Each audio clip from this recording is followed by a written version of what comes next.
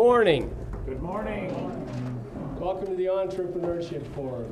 I'm going to turn this over to Jim Smith to introduce your speaker. Give him a hand. Well, let's save it for the speaker. So I'm Jim Smith. I'm actually a professor here on faculty in the engineering school, and we have an exciting opportunity to have business students and engineering students in the same room, which is always a good recipe in my book. It's how several companies have started that I've worked for, so it's exciting. But I want to introduce our speaker, who is Dr. Florian Solzbacher.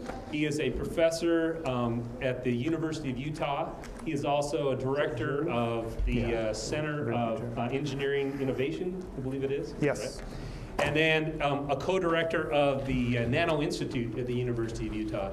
He has extensive experience in the manufacturing and building of microsensors and micro devices. He also is an entrepreneur and owns a company here in Salt Lake City called Blackrock Microsystems and Blackrock Neuromed. They're working on some exciting devices that kind of merge the areas of micro and nanotechnology together.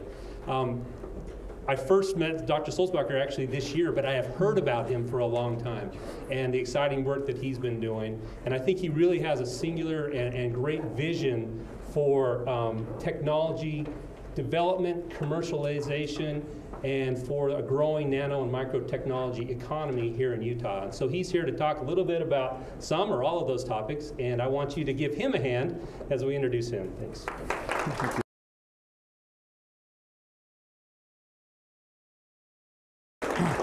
Well, Jim, thank you very much for the kind introduction. It's a real pleasure to be here. And I'd like to head things off a little bit, but maybe talking a little bit about what I've been doing so far while I've been here, and I'm hoping to generate some more excitement for the kind of work that you may be after as well. I essentially started off as an electrical engineering student with a keen focus on material science areas. But I've always considered myself an engineer more than a basic scientist. And whereas the acquisition of knowledge is really important from a scientific point of view, and it's the basis for everything we're doing, but as an engineer, in the end, what matters is how can you make this work? And of course, there's a technical engineering component, but something I learned very early on is that there are a lot of boundary conditions that get in the way of something really having impact. And some of the examples are that there are products out there that are technologically somewhat poor, but they're still commercially successful, and there are counterexamples of items that are, from an engineering technology point of view, great, but they never make it. Or some are similar, and some of them make it, some of them don't make it. So I felt it was important to try and convey some of the information about what some of those boundary conditions are that can impact that, so that you can use that in your own career planning of the kind of courses you're taking, and in a sort of a more comprehensive understanding of the world around you. And even if you then decide as an engineer, you're just going to focus on the engineering side, it'll still make you a better engineer because you understand the boundary conditions that make the difference between your idea actually making it to a product or not making it to a product. And and once you do that, things become really exciting. So I was fortunate when in my first project as a graduate student, we started working on some high temperature sensors in the mid-1990s. And we ended up actually putting those into the McLaren Formula One race car engines. So that led to a first startup, which became an automotive supplier for pressure and force sensors, went from there into process control, biomedical applications. Almost derailed my Ph.D. because that kind of challenged the relationship with my prior instructor and mentor a little bit, because I ended up taking a major part of his team out of his institute and we created a company. So even though he was the one who had the idea first, he just didn't expect it to happen quite as quickly. And then you start realizing very, very quickly that one component is, again, making things work, making them robust. And what we do often in a university setting or a school setting is we do a proof of principle. Sometimes they're just a little bit more than a glorified high school experiment. Sometimes they go a little bit further. And that's not a problem. That's where everybody starts. And then you start gaining experience, and you make things work. You make them robust so that if you were the user, I mean, obviously, in a car, you wouldn't appreciate that every time you turn it on, there's some general error message. You're supposed to reboot in the middle of driving, etc. So, but if you're on the receiving end of that, if you're the engineer who's building those systems, you need to take that into account. So what I was hoping to do is, and I can hope you can hear me clearly. If you can't, then I'll use the microphone. I was going to show you a few examples of what we've done here in Utah, some of the infrastructure, and then I have a few more slides also on the COMS conference, which is an international event that focuses exactly on the commercialization and translation of technologies.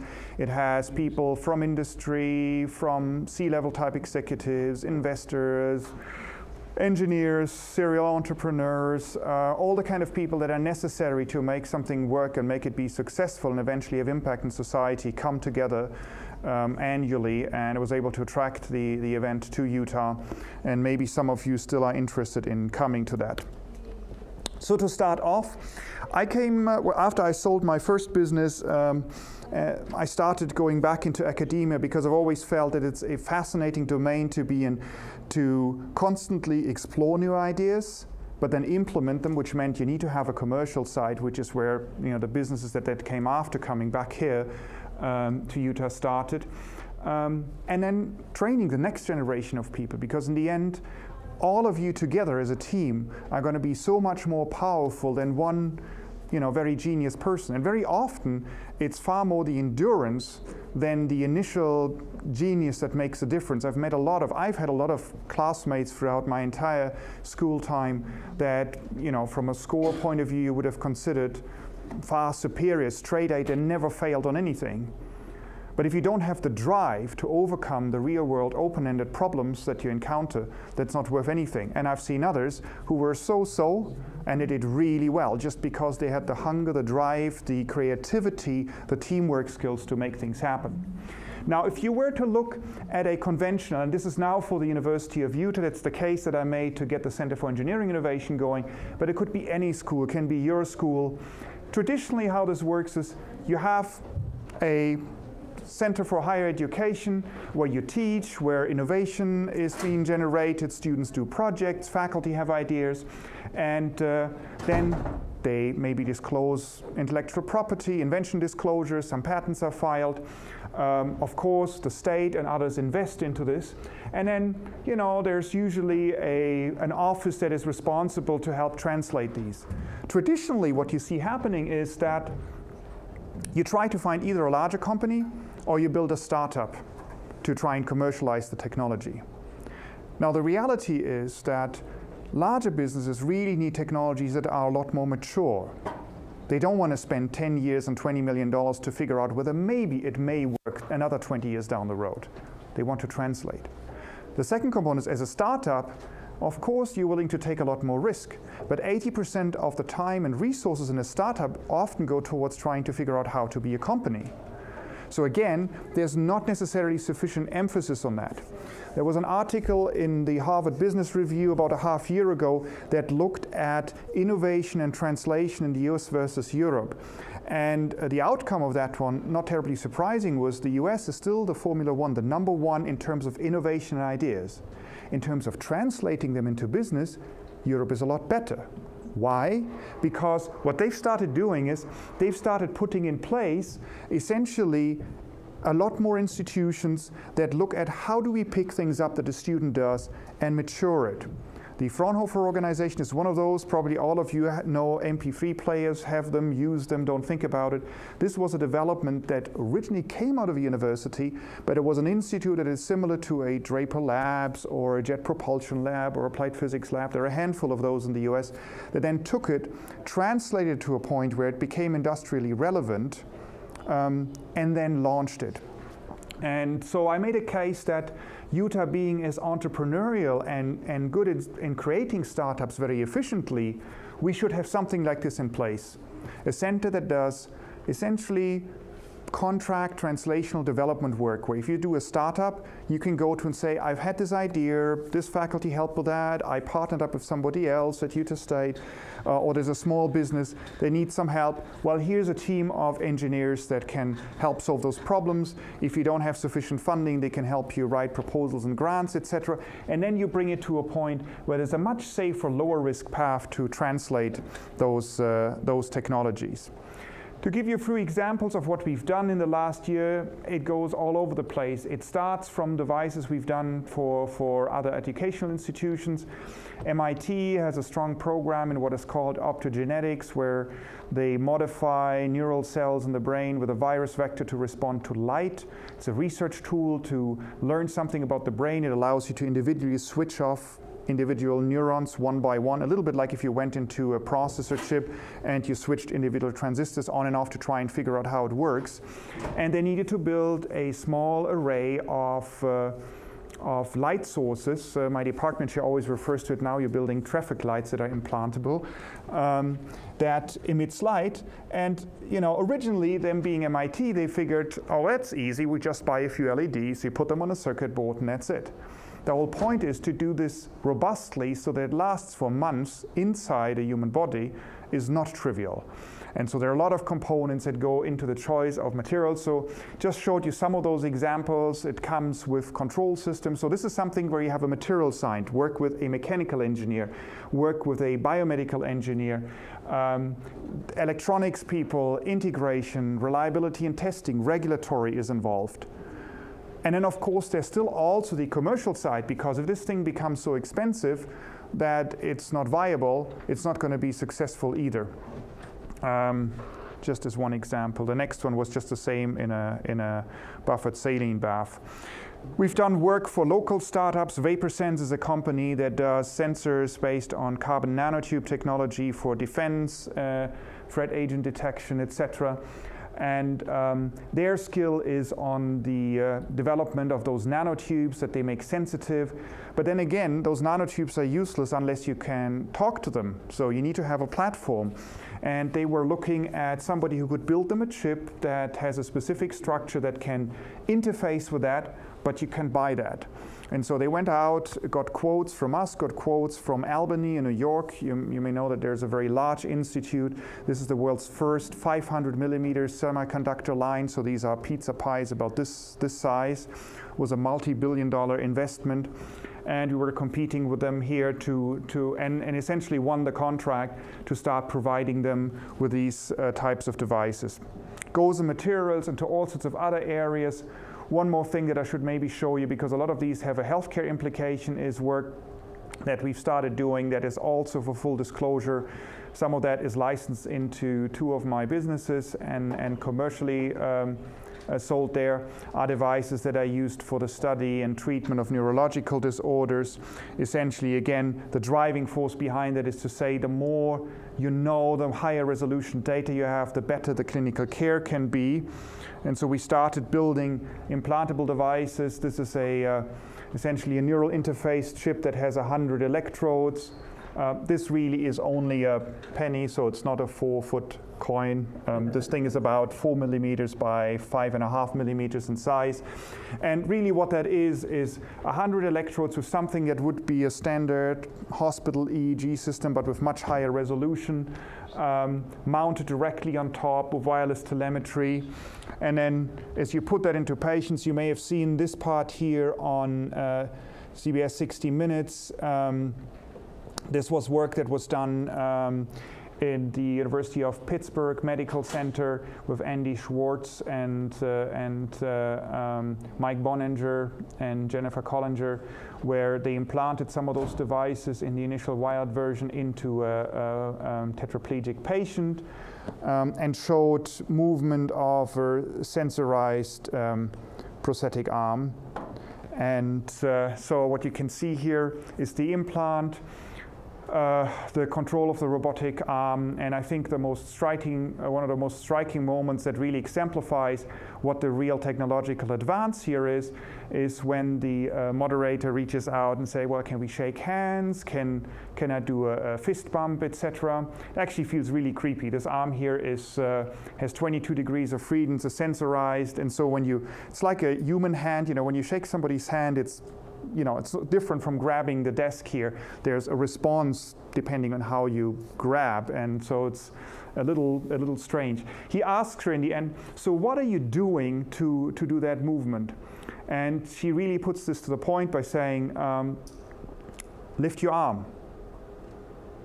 So what did you think? Not very much. You know, we just do that intuitively. And so I think that is one of the great advances here that you can have with these advanced micro nanotechnologies, in being able to tap that into the part of the central nervous system where the automatic processes that are there, whether you're paralyzed or not, whether you've lost an arm or not, can be used, including the sensory feedback. You know, when you grab a glass, you automatically respond to that. You're normally not letting it drop unless you're completely drunk or whatever.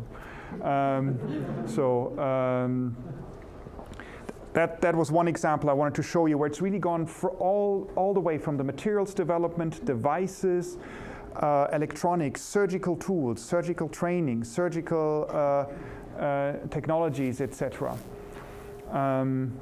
So it's really exciting, but it shows you how all of these areas need to work together. So leading over to comms, I wanted to put this into a context, and it is really the pathway towards what you would call a trillion sensor or T sensor world. And why we're doing comms here. The motivation for me was, after we've started being so successful in this domain, is that we actually need to bring more attention to Utah. There's so much going on. Everybody's talking about Boston. Everybody's talking about Stanford and vicinity and the Palo Alto Research Park. But there's a lot going on here. There are a lot of very entrepreneurial people. They're very successful. There are a lot of technologies that you may not even remember. Internet, the original ARPANET, were free universities. One of them was the University of Utah, and a Utah team that did that. Pixar Innovations from here. Adobe from here. And there's a long list of items that were developed here, but most people don't remember that anymore, because eventually they moved to California where there was more money, they grew it. Some of them eventually came back, but I think it's something that we want to work with. And so comms, this conference has existed for 20 years. It's something that started on the East and West Coast and then started traveling worldwide. Is an event where we bring people together all over the world that have the same kind of challenges. What is in the way of translating and commercializing technology? So I wanted to highlight a few of the areas and the challenges that appeal to both the engineering and the business side. In terms of the T-Sensors roadmaps and objectives, really what you're looking for is those ultra-high volume sensor-based applications over the next couple decades, and then to accelerate the development for these sensors, as well as generating the infrastructure that is necessary. This is a chart that I borrowed from a colleague through HP. That sort of gives you an idea as to where all of this is heading. And HP essentially has looked at it as sort of becoming a central nervous system for the Earth, just like your body, with sensors that are all over, that measure all sorts of information. And then the challenge is how, on the one hand, the sensor technologies, on the other hand, the data integration. In terms of the enablers and those exponential technologies that you want to look at, those range from biotechnology, medicine, nanomaterials and nanotechnology, and many of those overlap all the way into artificial intelligence, emerging energy technologies, etc. And another driver is population. And not only total population numbers, but the fact that in those, China, India, other emerging markets, South America, there are growing numbers of people that are starting to move towards the standard of living that we're used to, with all the challenges associated with it. For smart sensors, there are a number of drivers that you may have heard to. I'm not going to go through all of those. There are other incentives out of the energy and bio realm. For example, that if you do that properly, you can reduce cost, can improve the quality of medical care. To give you one example, where if you're an epilepsy patient today, typically what they do if you don't respond to the drugs that they're giving, then they try to localize where the seizures are coming from and resect that part of the brain. And in order to do that, they do what is called a craniotomy. So they open the top part of your skull, put in something that looks a little bit like a mouse pad, a sort of rubber piece of silicone which has an 8x8 grid of electrodes in it. And then they keep you in intensive care for 2, 3, or 4 weeks. They withdraw food and drink and medication to try and trigger the seizures. So extremely uncomfortable, very painful, ludicrously expensive, and very often you miss the information. If instead you use a device, similar to the ones that we've been looking at here, that you can implant through a minimally invasive surgery, a small burr hole, you send the patient home. They're in their normal environment. First of all, you're much more likely to actually measure the seizures that they would have in their normal environment, without the discomfort, without being tethered to the bed, without the $2,500 cost per freaking day to be there. And then suddenly, even if that implant costs $5,000, $6,000, $7,000, $8,000, that is still a lot cheaper than 4 weeks in intensive care. And so this is actually technology that reduces healthcare cost, and so it makes it easier for the healthcare providers, it makes it easier for the insurance companies, etc. Energy market, you can make similar cases as well. Here are just a few examples of those markets where volumes can go into the billions. A lot of it has to do with healthcare, whether diabetes, cardiovascular type applications, cancer, ECG monitors. There's actually a local company here as well that started working on that and having an ECG monitor that's essentially integrated in your cell phone or your cell phone cover. What are some of the key challenges? User adoption, to some extent the cycle time for technology commercialization. In some cases it can take 10, 15 years before you actually get to the point where this works. Sensors give you data, not necessary information. So there's an issue with too much information. You may have heard about the brain mapping initiative or some of those mobile health initiatives. Some of the challenges is that once you start measuring continuous glucose data, doctors are not even used to that because they don't have that. Right now, it's a lab experiment, or you have this sort of finger prick, and then you have individual data points. But nobody really measures continuously. So you have a ton of data, and now what do you do with it? So that's another component that you need to consider in all of that. You may be very excited about the new sensor that you've built, and everybody agrees it's important, and researchers jump on that, but then nobody really knows what to do with the information, and it may take another 10 years. So that's important as well. Battery or energy scavenging sources to enable power for life, in particular some of those smaller devices. You don't want to really be in a situation where you need to replace batteries. And then obviously the network component. Promise, what the Trillion Sensor Initiative is looking to accomplish is essentially something where you get to $1 or below $1 per sensor. That's not completely unrealistic. So if you look at, for example, the automotive applications, when we started, the kind of sensor that, for example, controls your ABS system or the aircon in your car, that one costs as an OEM part between $6 and $8. The entire sensor, the chip in it, when we started selling it was $5, then it dropped to 50 cents a piece.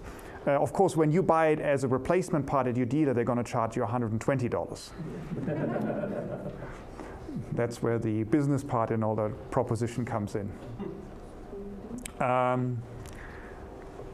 Rule of thumb is that that as you go up for the systems, in terms of value, that goes up by 10. So the question is, what is realistic in terms of GDP, global workforce and market, what you could have as an impact, how many jobs? So if you're conservative and you say, okay, you estimate somewhere around $500,000 in revenue per employee or market volume, if you then go towards that, you would be looking at somewhere in the 20 million range of new system jobs, and indirect jobs typically have a 2 to 4 times multiplier. So you're looking at a pretty darn number of jobs for people, which is really important because you need those new emerging technologies and capabilities. You need these growth areas where people that may start dropping out of economies that become more efficient. My dad worked for 40 years for one of the largest steel companies. When he started in '72, there were about 89,000 people working in the plant where he started. By the time he retired from there were 5,000 people doing the same job. Where do you think all the rest went? So, and of course it has a huge impact on the economy as well. Just like Utah used to be mining, then outdoors came, now with biotechnology, all these other areas, we have one of the strongest growing economies, but you build that over a long time. And so these are some of the higher level things you do want to look into. And I think even as an engineer, you do want to understand. Can skip this one here. I think the workforce side is very important, and that ties also into how to qualify people on all levels. And it is something where in the US, I believe there are some challenges because we sometimes miss out on the fact that while it's great to train people in the top tier schools for their PhD, there are some of the drivers, but the ones that really make it work is always a team. And even in the company, I mean, I can maybe take credit for starting it, working hard on that, but in the end, there's about 100 people in Research Park alone working on commercializing some of those things, and I can't say, there are so many bright engineers and people that work together, that challenge me, that challenge the management, and you need that all the way from the people that make whatever, $35,000 a year, $40,000 a year, just on the manufacturing level, which for their level is, they make twice what everybody else makes in manufacturing, but they're still also on that training level. And so you need to think about programs where every tier, from the basic person that operates something on a machine to the person that, thinks about new concepts, they understand each other, they know how to train each other, and that you do that up front. And that takes quite a while to build and have an impact. A few more challenges and potential bottlenecks that are critical. If you think about this ubiquitous network of devices, it's data transfer, analysis of big data, data storage, and the reality is that a lot of those solutions are not scalable to support these kind of systems yet. It's the same thing when you look, Obama announced the brain mapping initiative. I was part of the team that helped advise that, and then there was a political push to say, we're going to measure all the neurons in the brain. Good luck. Yes. So right now, just to give you an idea, we're at the cutting edge. So we do hundreds, if not 1,000 channels of data. To get all the data, you need 24-bit resolution. You need about 30 to 40 kilo samples a second. You can't lose a single bit anywhere. So it's not like sound or video where you can glance over, something's missing, You're generating, just with 100 channels, you're generating 50 megabits a second. Every patient generates several terabytes of data within a day. Now you want to multiply that by 6 to 9 orders of magnitude. We don't even know how to display that or handle that. So these are things that you also need to take into account and that are important in how you position yourself. So when, for example, these initiatives start, yes, you want to leverage them to develop your technology, but then you need to be careful to distinguish between the sometimes DARPA, politics, crazy ideas and then the stuff that's actually doable, and you use some of that to engage people and get things going, but then you need to think about what you need to actually make this work. If you can't have a complete system, same thing here, 1 trillion sensors are irrelevant. So you need to look at data transmission technology, data storage, processing, etc. And you do want to look at roadmaps. And roadmaps are these efforts that are also something, not only product development between engineers and business people and policy people. Some other markers to look at, some of the things that are happening, of course, increasing the number of IP addresses from 2 to the 32 to, I'm not even going to read that out to you. Ridiculous numbers is something, you know, simple things like that can be an issue.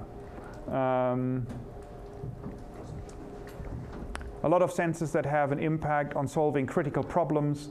Others are, of course, you know, lifestyle dependent. I mean, if you think of things like the power that our smartphones have today. I still remember my dad, his first car phone in 1986 or so. That was a thing. It was about this size, took up 1/3 of the trunk.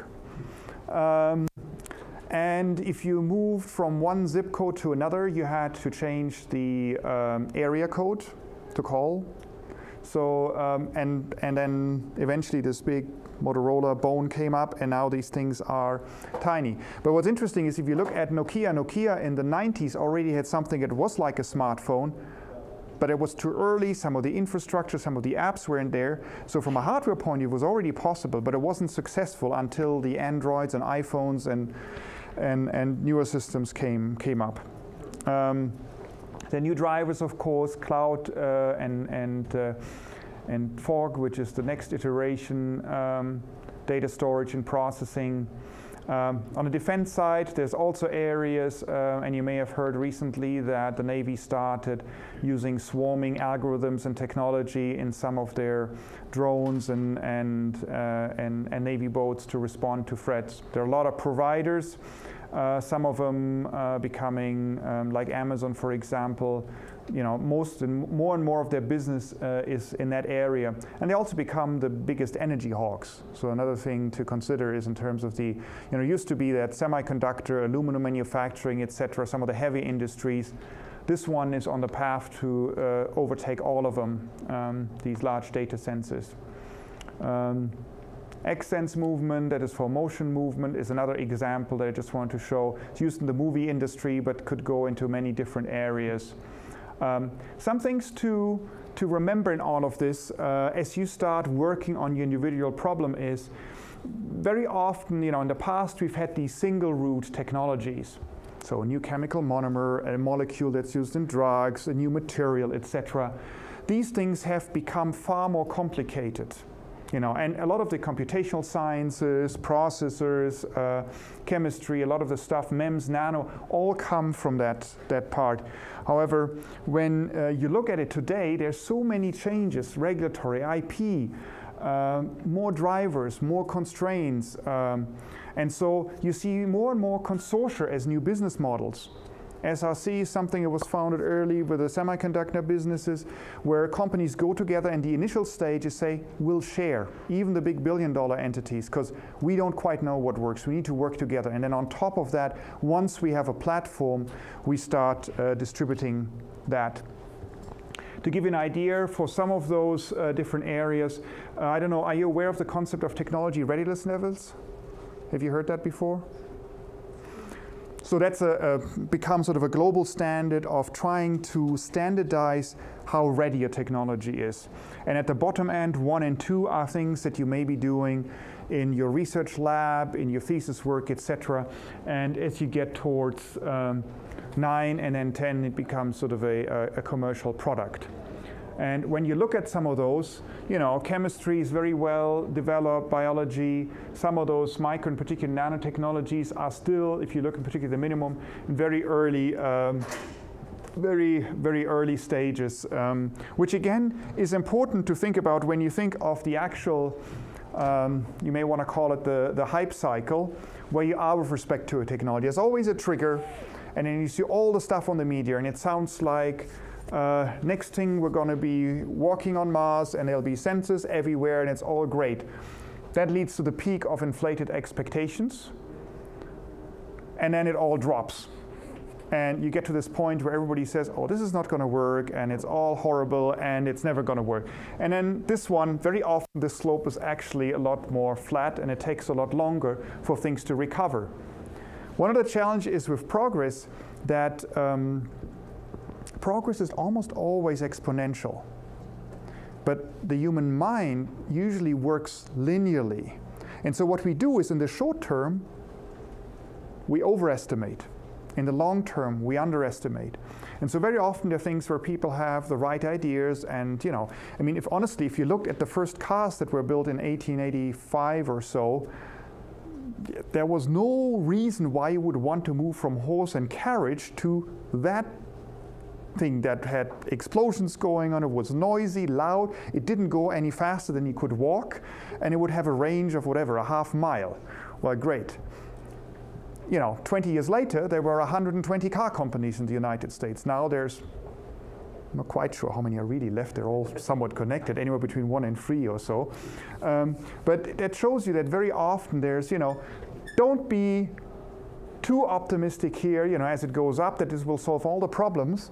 But then also don't, you know, often the stock markets and even review panels, you know, go the same route. When you look at implantable diabetes glucose sensors, in the late 90s, early 2000s, there was a huge rush. Venture capitalists were dumping money into this, all based on the Clark sensor, so an electrochemical sensor that had essentially an enzyme on it, glucose oxidase, that responds to glucose, releases oxygen. You can measure that. And they have problems. So what happened then is, there's actually two parts. And so either some of them that say, well, it's commercialized, it's a product, but the majority of people are saying this is not really working very well. Now new people are coming up with alternative solutions, and they have a really hard time getting back out of that trough here, because everybody's saying, oh, well, that's not working. We've been there. We've been disappointed before. So again, something to take into account when you're looking at that. A few words about comms. The actual conference is organized in such a way that you get the most value out of that. There's some plenary sessions. There are 3 individual tracks. One of them is a technology track, but it's not like a technology conference where you talk about the new science behind it. It's more about, okay, now that you've, whatever, figured out the algorithm that led to MP3, what did it take to get to this to work? Now that you figured out a new carbon nanotube that responds to specific volatile organic compounds, what had to be done, what were the barriers that you had to overcome technologically to get to something that is manufacturable, that is robust, that meets certain cost and regulatory and other criteria. So that's one track. And the areas we're focusing here, because of the Utah background, one is healthcare, the other one is energy and geosciences, and it goes through a number of different components. It goes through smart systems, grids, implantable devices, impact on pharma, etc., through the 3 days. There's a second track that looks at actually, I resorted that. That's where it was originally. The second track is actually infrastructure. So these can be things like you know, the investment the state did into the nanofab. But infrastructure is also people. It's very often misunderstood. You stand and fall with a team. Wealthy donors very often invest into bricks and mortar. And I'm always trying to make a case that in the end, yes, you need some infrastructure, but rather than building monuments for the people that sponsor those, we need to invest into the people that make them come alive. These are the engineers that work in there, the business people that work in there, the people that implement things, and that then generate also the business, whatever that is, whether it's students coming in graduating, whether it's projects you're completing, whether it's products you're selling, etc. And that is important to have that ecosystem in place where you have people that pick these things up, that help invest a young startup to get going, etc. And then the final track is the one where you look at the entire sort of value chain where regulatory components come up. Policy. So in some areas, people often forget that policy can be very, very powerful. What do you think the pushback was in when lead-free gasoline was introduced? the big energy companies and gasoline companies that were saying, you're killing us, this costs tens of billions, and we're going to go bankrupt over that. And because politics in that case did have the courage to say, yeah, but we're still going to do it, and it somehow worked out. Today, to some extent, you have the same situation where you look at electric cars, other opportunities, etc., where the same uproar happens. And there are some areas where, you know, the society as a whole has the responsibility to go back and say, there are some special interests, absolutely, but we as a group, as voters, can go back to our representatives, apply pressure, they again can pass laws, and in practice, these things can happen. You know, despite lobbying groups, you know, just think of smoking and some of those challenges where for years it was impossible, and after a while now, US is actually far ahead. Europe or China, my God, is a debacle in that context. And it's great, you know. The entire concept of a smoker zone on a plane never quite clicked with me. I figured, you know, you're still in the same freaking, it's like whether I'm 2 rows away from you or not.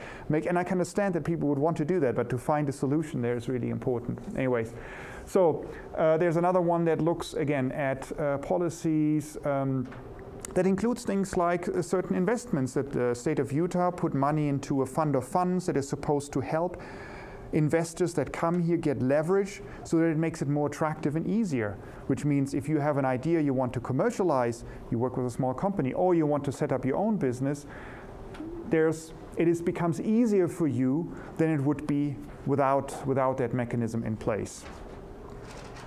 Okay. Of course, there are also awards.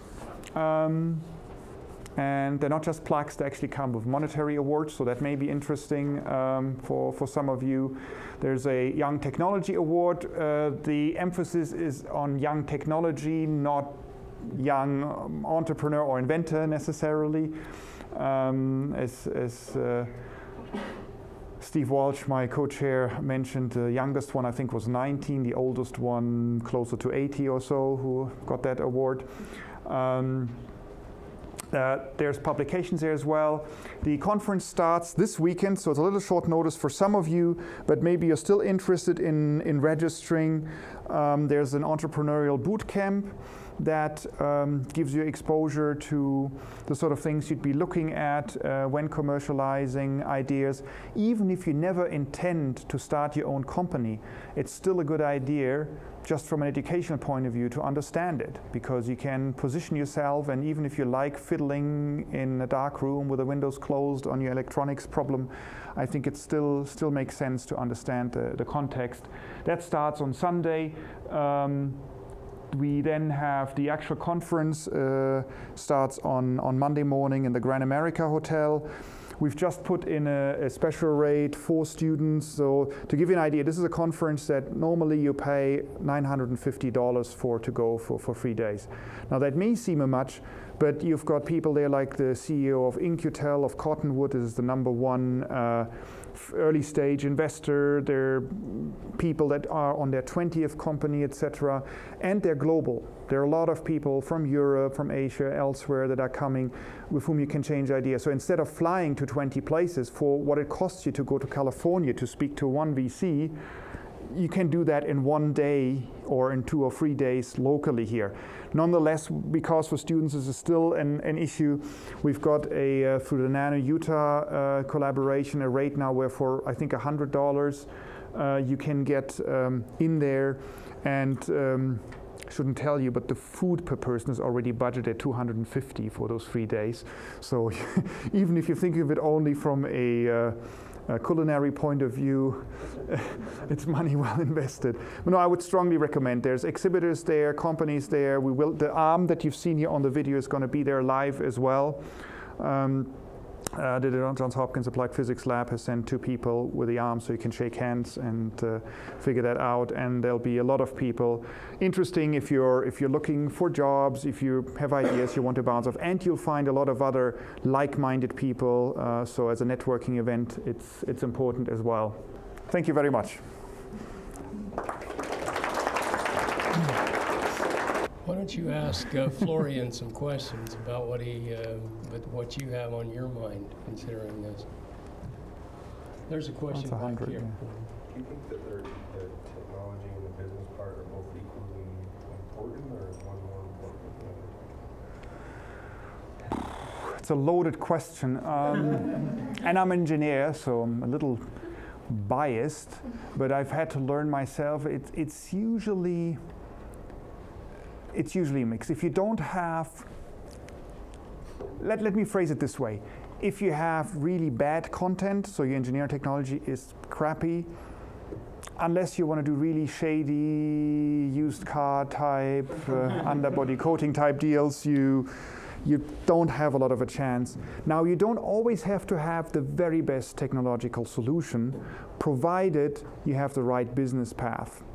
So I think it is a balance, but you have to look at it on a case-by-case basis. And if you have concrete examples, actually, by the way, if any of you are interested in projects in any of those engineering areas, either at the U or an internship on the business side, don't hesitate to reach out, or just some advice if you're, I was 23 when I did my first business. I sort of figured that out through long nights and little sleep and making many mistakes, but I don't mind. There's no, if any of you have questions, I don't mind helping. You can always contact me.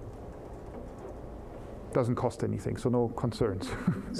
So in my experience, I've also started several companies in Salt Lake City. It seems that the engineering people underestimate the importance of the business side, and the business people underestimate the importance of the engineering side. And I think you have to have both to make it work. And Florian gave several examples kind of starting out about how sometimes you have an A engineering team that doesn't have a business team and it fails. Yeah. And you have an A business team but they don't have a product and they fail. So it's good to have both components working together. Yeah. So, and Florian, you emphasize that you do that as a team. That communication between business and engineering has been easy or difficult? Depends on the business and the engineering people. But they are different, they are definitely different languages. And so what I can only encourage is, I think the world around us has changed. I'm probably part of one of the first generation of people where this has become so critical, and where this thought of really standing on your own feet, and even within a company being your own entrepreneur, has become so important.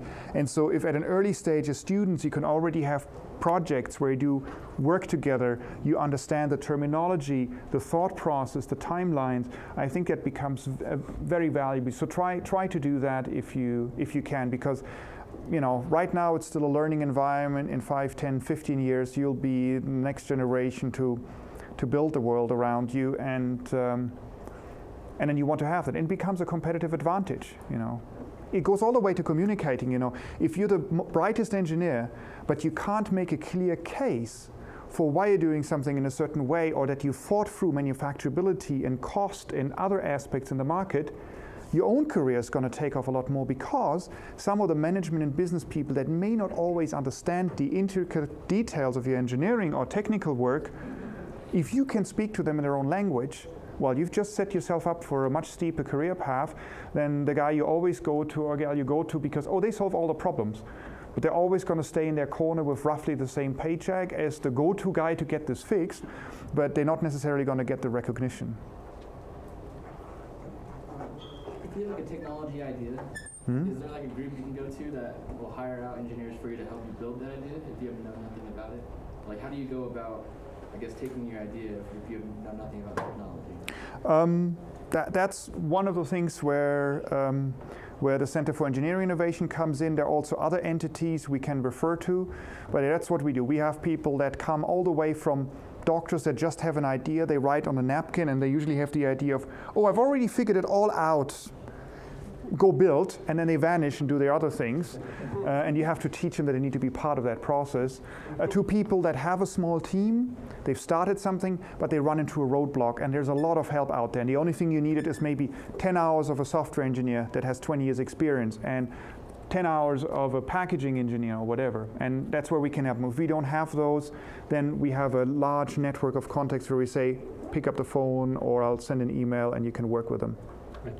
Also, I want to make you aware, I actually participated in the early stages of a group called the Lasan Entrepreneur Center at the University of Utah, which is run out of the business school. It combines business and engineering students together to work on commercialization problems like you're talking about. And they have become much more sophisticated over the last 15 years. They have a garage, they have where they basically go in and they'll give you space, and they'll give you access to equipment, access to great minds from the engineering center and other places like that to help you get your idea as a student off the ground, right, and into a commercialization track. They also have links with local venture capitalists and people from California venture capital groups and angel groups that can get funding and go through the early stages of startup as well. So they've made a lot of progress. So those of you who, and for business students who might be looking to transfer to the University of Utah, that's something that you really might want to look into getting involved in as a student as well. So, yeah.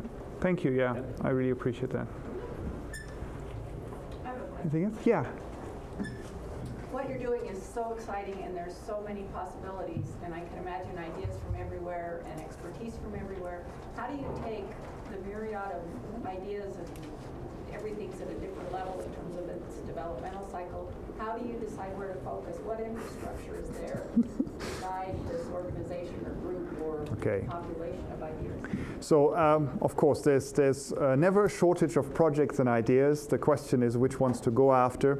So on the center side, of course, we've built a team with now, I think as of now, we're at 8 research, so overall 11 technical staff, out of which 8 are technically in the research faculty rank so that they can do their own processes. They're all people with 10, 15, sometimes 20-year experience in different areas, and we're growing that, obviously. And then we have a process we go to. We actually, on the university, we're running like a business. We have our own CRM system. We have requests for quotes and ideas that come in. We run that, we have regular management meetings where we go through the different projects and requests. And we decide based on a number of factors: strategic value, mission of the university and what we're doing, obviously financial aspects as well, technical feasibility, so to some extent technological readiness levels. We do have people that come, there are the sort of, I don't want this to sound bad, but the sort of crazy inventor type people around that come with these completely lunatic ideas and they're completely unfeasible. And then you still want to stay friendly with them, but tell them that you're maybe not the right location.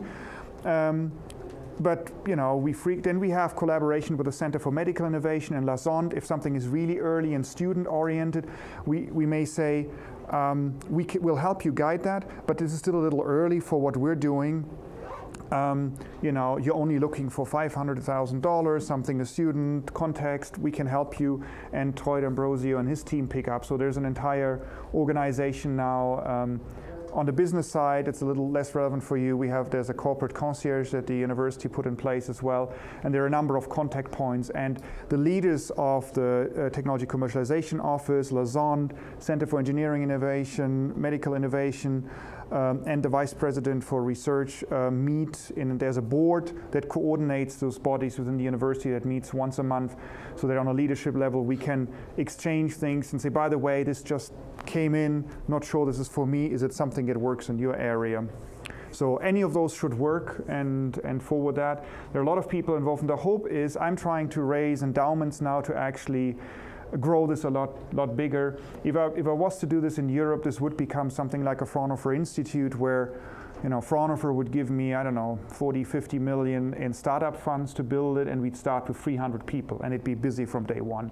This being Utah, this is like Tom always said, this is like the Utah turkey dinner. We bring the table and the plates, you bring the turkey, we bootstrap this, but we're very good and very efficient in that. Technology's really become a point of emphasis in our local economy. And when I say that, I'm talking about statewide.